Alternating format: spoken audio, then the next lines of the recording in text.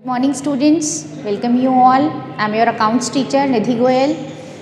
बच्चों, हम लोग अपना डिपार्टमेंटल अकाउंट कंटिन्यू कर रहे हैं। इस सीरीज़ में हम कई सारी क्वेश्चंस और प्रॉब्लम्स सॉल्व कर चुके हैं। आज देखिए हम इसी पर बेस्ड एक और प्रॉब्लम लेते हैं। इसमें हमें डायरेक्टली बहुत छोटा सा क्वेश्चन है दिखने में, है ना, बहुत छोटी सी है। उसने हमें सेलिंग प्राइस दिया है, उसने हमें परसेंटेज जीपी दे दिया, लेकिन हमें कॉस्ट नहीं दी, या ओवरऑल कॉस्ट दे दी, इंडिविजुअल कॉस्ट नहीं दी। तो बस हमें इसमें अपनी जो नॉर्मल कॉमर्स है ना, नॉर्मल मैथमेटिक्स है, उसका यूज़ करना है और इसे सॉल्व करना है। तो काफ़ी सिंपल सा क्वेश्चन है और अच्छा भी क्वेश्चन है। ये आ भी चुका है पहले भी एग्जाम्स में। तो देखिए हम इसे कैसे सॉल्व करेंगे। Sharma brothers have three departments. The purchases and sales data for the year ended 31st March 17 are given below. 3 department हैं ABC। आप ध्यान से देखिए, तीनों की यूनिट्स हमें दिए हैं। Purchases at ₹1 lakh. देखिए उसने मुझे तीनों की परचेजेस इकट्ठे दे दिए हैं, है ना, पर यूनिट नहीं दिया ना, अलग अलग डिपार्टमेंट वाइज दिया। A की 1000 यूनिट, B की 2000 और C की 2400। फाइन। ओपनिंग स्टॉक दिया है 120, 80, 152, सब यूनिट्स में चल रहा है अभी। सेल्स दी हैं, इतनी इतनी यूनिट्स की हैं। सेलिंग प्राइस पर यूनिट है इसमें। सेलिंग प्राइस पर यूनिट हमें दिया है अमाउंट में केवल 20 रुपी, 22.5 and 25 rupee. Prepare departmental training account for the year ending 31 March 2017 assuming that the rate of GP is the same in each case. वो कह रहा है कि जीपी की जो रेट है सभी केसेस में सेम है, क्योंकि अब हमारे पास और तो कुछ है नहीं। लेकिन आप ज़रा ध्यान से देखिए, मेरे पास सेलिंग प्राइस पर यूनिट है, तो इससे मैं टोटल सेलिंग प्राइस निकाल सकती हूँ। और फिर उसके बाद मुझे टोटल कॉस्ट 1 लाख रुपये दी हुई है, तो उसमें से कॉस्ट माइनस करके मेरा प्रॉफिट आ जाएगा, ठीक है। और उससे मैं परसेंटेज निकाल दूँगी सेल्स का। वो हमसे कह ही रहा है कि हर कंडीशन में जीपी की रेट सेम है, तो कोई प्रॉब्लम ही नहीं है ना। तो मेन जो आंसर होगा उसमें तो हमारा एक सिंपल सा ट्रेडिंग अकाउंट बनेगा। क्या बनेगा उसमें?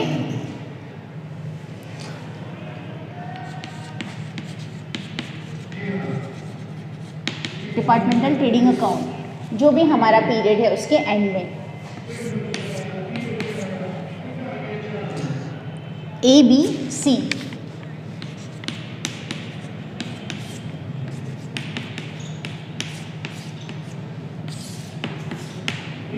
देखिए सबसे पहले मेरा यहाँ पर कोई ओपनिंग स्टॉक है, बिल्कुल है, तो ये 2 ओपनिंग स्टॉक। देन उसके बाद मेरे पास परचेजेस हैं 2 परचेजेस। यहाँ पर सेल्स आती हैं asset sales by closing stock, जैसे हम लिखते हैं। और यहाँ हमारा जीपी, मैं जीपी लिख देती हूँ, हो सकता है इसमें लॉस होगा तो लॉस आ जाएगा। ये सिंपल सा मेरा ट्रेडिंग अकाउंट बनना है, जैसे हम बनाते हैं। आप इसमें ध्यान से देखिए, ना तो कोई इधर एक्सपेंसेस दिए हैं, ना ही कोई और चीज़ दी है।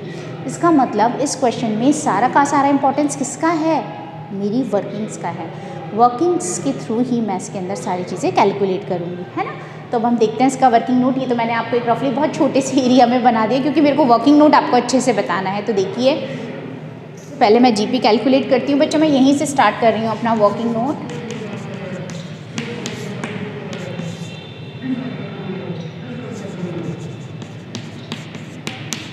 जीपी का रेशो, सबसे पहले इसे निकालने के लिए मैं अपनी सेल्स कैलकुलेट करूं ABC तीनों डिपार्टमेंट्स की। और मुझे साफ साफ दिया हुआ है क्वेश्चन में, ठीक है, कि A डिपार्टमेंट की 1000 यूनिट्स हैं, B की 2000 और C की 2400। इन तीनों को मैं उनके सेलिंग प्राइस से मल्टीप्लाई कर दूं। Sales of department A, department B and department C, है ना। कितनी कितनी थी? 1000, 2000 एंड 2400। अच्छा, इनका सेलिंग प्राइस भी दिया हुआ है क्या? मुझे बिल्कुल दिया हुआ है, 20, 22.5 एंड 25, ठीक है। तो ये कितना हो गया? 20,000। ये हो गया है 45,000, ठीक है, बिल्कुल 45। और ये मेरा हो जाएगा 60,000, है ना। तो ये मेरी टोटल सेल्स आ गई। कितना आ गया? 1,25,000। फाइन। और मुझे परचेजेस दिए हैं क्या उसने? परचेजेस का टोटल अमाउंट दिया हुआ है 1 लाख रुपी, तभी तो मैंने टोटल सेल्स कैलकुलेट की है।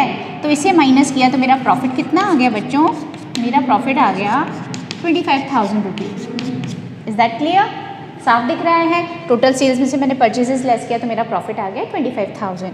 और अगर मैं इसका परसेंटेज निकाल दूँ तो परसेंटेज कितना हो जाएगा, प्रॉफिट अपॉन सेल्स 125 इंटू 100, 25 5 जा 125 यानी कि दिस इज 20%। तो सीधा सीधा मेरा जो जीपी का रेट आया है वो कितना आ गया है, 20% आ गया है ऑन सेल्स।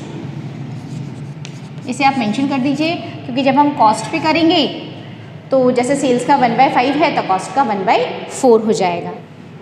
ठीक है बच्चों, तो ये हमारा आ गया है जीपी ऑन सेल्स, है ना। हमने क्या किया, हमने पर यूनिट जो भी सेलिंग प्राइस था उसको उसकी सेल्स क्वांटिटी, ध्यान दीजिएगा सबकी अलग अलग क्वांटिटी है तो आपको उसी से मल्टीप्लाई करना है। तो ये आपकी तीनों से मल्टीप्लाई किया, टोटल सेल्स आ गई, इसमें से आपने अपनी परचेस कॉस्ट 1 लाख रुपये माइनस कर दी, तो ये आपका प्रॉफिट आ गया 25,000 रुपये। और इस 25,000 को आपने परसेंट में चेंज कर लिया तो आपका जो मार्जिन रेशियो आ गया, ग्रॉस प्रॉफिट रेशियो है, दैट इज़ 20%।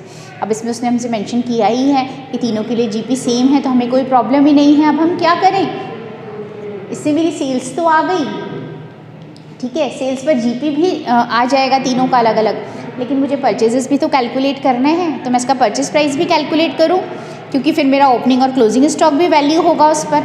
तो मैं क्या करूँ इसके लिए, मेरी जो सेल्स हैं इस सेलिंग प्राइस में से, पर यूनिट सेलिंग प्राइस में से मैं जीपी माइनस कर दूँ प्रॉफिट, तो मेरी कॉस्ट आ जाएगी, है ना। तो ये वर्किंग नोट में ही सेकंड पार्ट में देखिए, per unit selling price. Per unit selling price मेरा है ABC डिपार्टमेंट का, आपको मेंशन करना पड़ेगा 22.5 एंड 25। इसमें से लेस कर दिया आपने परसेंटेज प्रॉफिट, या आपका जो भी जीपी था आपने उसे माइनस किया। 20% है, सभी का 20% है तो इसका 4 रुपये हो गया, ठीक है। इसका कितना हो जाएगा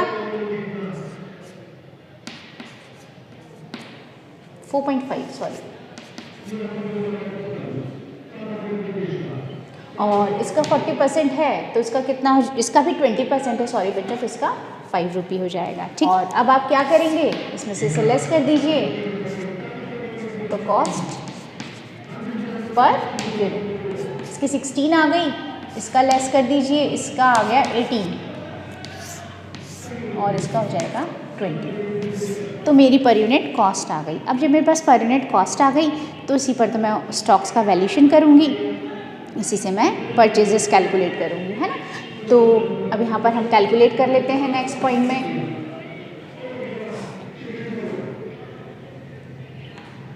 बच्चों इसके पहले एक चीज़ और देखिए, इस क्वेश्चन में उसने हमें क्लोजिंग स्टॉक मेंशन नहीं किया है। ध्यान दीजिए, मेरे पास ओपनिंग स्टॉक है, मेरे पास परचेजेस हैं, मेरे पास सेल्स है, लेकिन क्लोजिंग स्टॉक के यूनिट्स नहीं हैं।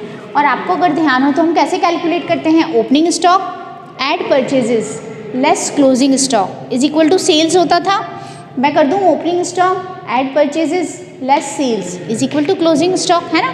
नॉर्मल में हम क्या फॉर्मूला यूज़ करते हैं, opening stock add purchases less closing stock is equal to sales. यहाँ पर हमारे पास क्या है बच्चों, हमारे पास क्लोजिंग स्टॉक कैलकुलेट करना है, सेल्स तो मेंशन्ड है, तो मैं इस फॉर्मूले को ऐसे कर दूँ, closing stock is equal to opening plus purchases minus sales. अब यूनिट्स आपके पास सबकी मेंशन है, closing stock of department ABC। अब आप देख लीजिए कितना कितना मेंशन है क्वेश्चन में आपके पास। मेरे पास A डिपार्टमेंट का ओपनिंग स्टॉक है 120, ठीक है, और इसका है 80 और इसका है 152। देन इसके बाद इसमें परचेजेस प्लस 1000 प्लस 2000 प्लस 2400 और माइनस कर दीजिए सेल्स। सेल्स की यूनिट्स हैं 1020, 1920 और 2456। तो ये मेरा कितना आ गया, जो भी आया है ये मेरा हो गया है 100 यूनिट्स मेरी क्लोजिंग स्टॉक की हो गई। यहाँ पर कितना हुआ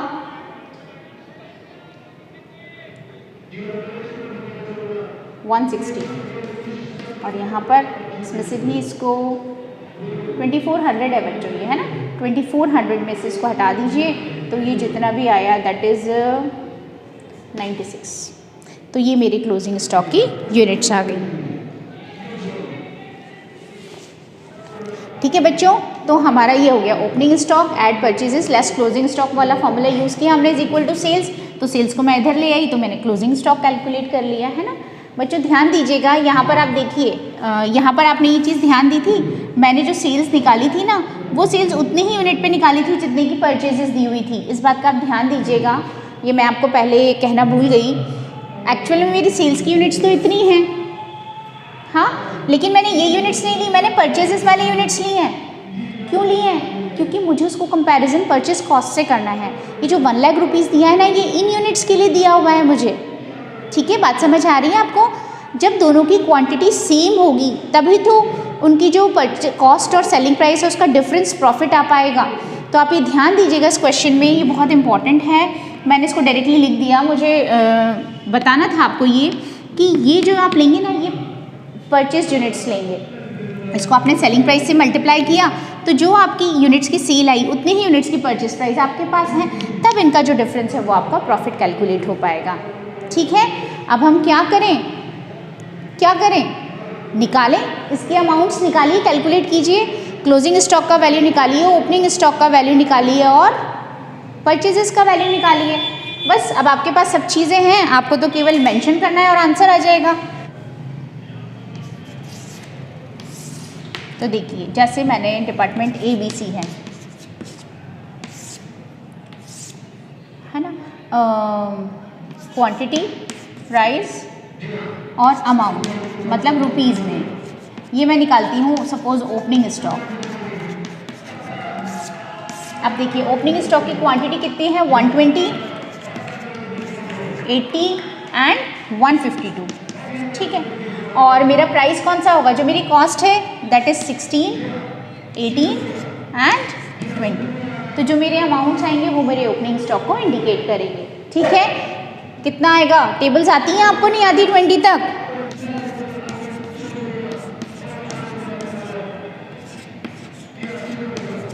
$3040, ये मेरा ओपनिंग स्टॉक आ गया। और ओपनिंग स्टॉक के बाद इसी तरीके से मैं परचेजेस भी कैलकुलेट कर लूँ अपने। परचेजेस के लिए भी क्वांटिटी, प्राइस एंड अमाउंट। अच्छा, परचेजेस की क्वांटिटी कितनी है, 1000, 2000, 2400। और परचेज प्राइस कितना है मेरा, 16, 18 एंड 20। अब आप देख लीजिए कितना है, 16,000, 36,000, 48,000। ठीक है, ये मेरे परचेजेस आ गए। और बिल्कुल इसी तरीके से मैं क्लोजिंग स्टॉक कैलकुलेट कर लूँगी। तो मैं इधर से ये अमाउंट इरेज कर देती हूँ नीचे का।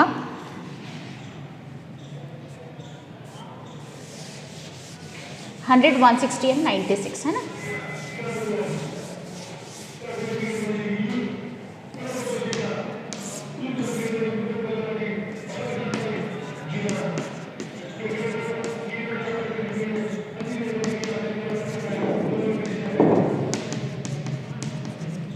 रेट तो वही रहनी है, 16, 18 एंड 20।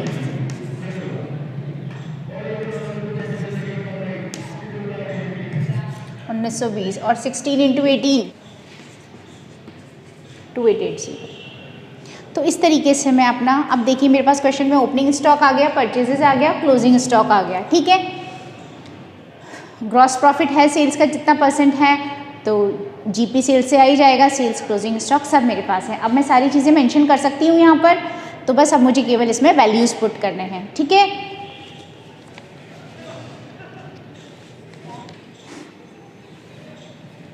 बच्चों मैं इसके कॉलम्स थोड़े से बड़े कर देती हूँ जस्ट बिकॉज हमारे अमाउंट्स यहाँ पर आ नहीं पाएंगे।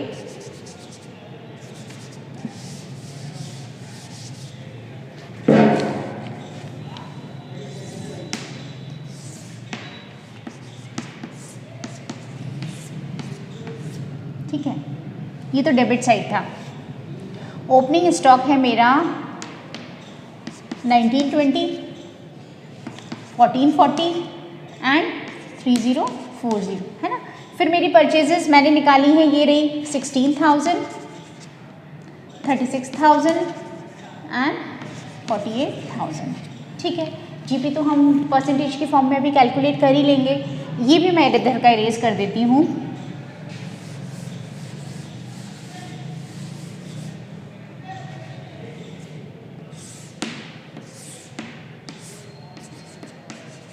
ए बी एंड सी, ठीक है। यहाँ पर आ जाएगा बाय सेल्स और बाय क्लोजिंग स्टॉक।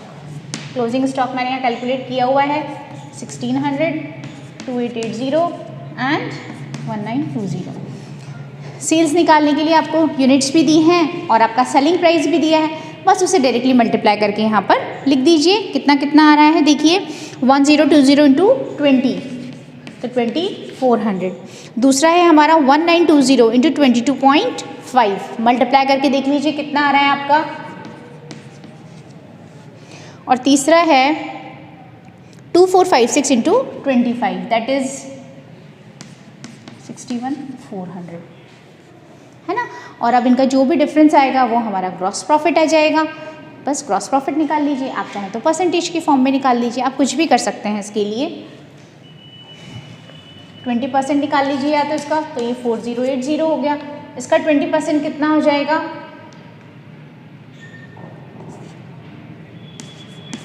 8640, और इसका 20% कितना हो जाएगा 12280। बस ये मेरा अकाउंट बन गया इस तरीके से। अब आप देखिए मेन सोल्यूशन में तो इतना छोटा सा अकाउंट बनना है डिपार्टमेंटल ट्रेडिंग एंड P&L, लेकिन उसके लिए आपकी वर्किंग्स कितनी सारी हैं, है ना। तो आपको ये सारी वर्किंग्स करनी है, देन उसके बाद आप अपना क्वेश्चन कंप्लीट कर पाएंगे। तो आई होप आपको क्लियर हो गया क्वेश्चन कि बच्चों। तो ये क्वेश्चन हम इस तरीके से सॉल्व करेंगे। है ये बहुत छोटा सा क्वेश्चन, लेकिन इसकी वर्किंग्स हैं और इसमें बस सीधा सा फंडा है। केवल आपको जो सबसे इंपॉर्टेंट चीज़ ध्यान में रखनी थी कि जितनी यूनिट्स के लिए मुझे परचेस प्राइस दिया है उतनी ही यूनिट्स के लिए मैं सेलिंग प्राइस कैलकुलेट करूँगी, तो मेरा ऑटोमेटिक डिफरेंस जो होगा वो प्रॉफिट आ जाएगा, उसका परसेंटेज आ जाएगा और फिर उस अकॉर्डिंग मेरा पूरा क्वेश्चन सॉल्व हो जाएगा, है ना। पर यूनिट कॉस्ट आते ही क्वेश्चन बिल्कुल सिंपल हो गया। इस तरीके से आपको ये क्वेश्चन सॉल्व करना है। अब आपका डिपार्टमेंट चैप्टर जो है पूरा कंप्लीट हो गया है, मेरे अकॉर्डिंग कंप्लीट हो गया है। अगर किसी भी क्वेश्चन में आपको किसी भी तरह के कोई डाउट्स आते हैं तो आप बेझिझक मुझसे पूछ सकते हैं। व्हाट्सएप ग्रुप के थ्रू आप मुझसे पूछ सकते हैं, आप कमेंट सेक्शन में जाकर कमेंट कर सकते हैं कि क्या आपको लेक्चर्स को लेकर किसी तरह की कोई प्रॉब्लम आ रही है या फिर लैंग्वेज को लेकर तो कोई प्रॉब्लम नहीं है। किसी भी तरह की कोई भी अगर आपके साथ है इश्यूज़ तो you can discuss with me, okay. अब नेक्स्ट लेक्चर से बच्चों हम अपना नया चैप्टर स्टार्ट करेंगे, दैट इज़ ब्रांच अकाउंट्स। सो आप लोगों के ऊपर हैं, आप इसे जल्दी से कंप्लीट कर लीजिए अपना, ठीक है, क्योंकि आपका सेशन में अब बहुत ज़्यादा टाइम नहीं है एग्जाम्स में, तो इसे फ्रीक्वेंटली कीजिए, ठीक है। जल्दी ही मिलते हैं नेक्स्ट लेक्चर में एक नए चैप्टर के साथ। Till then good bye.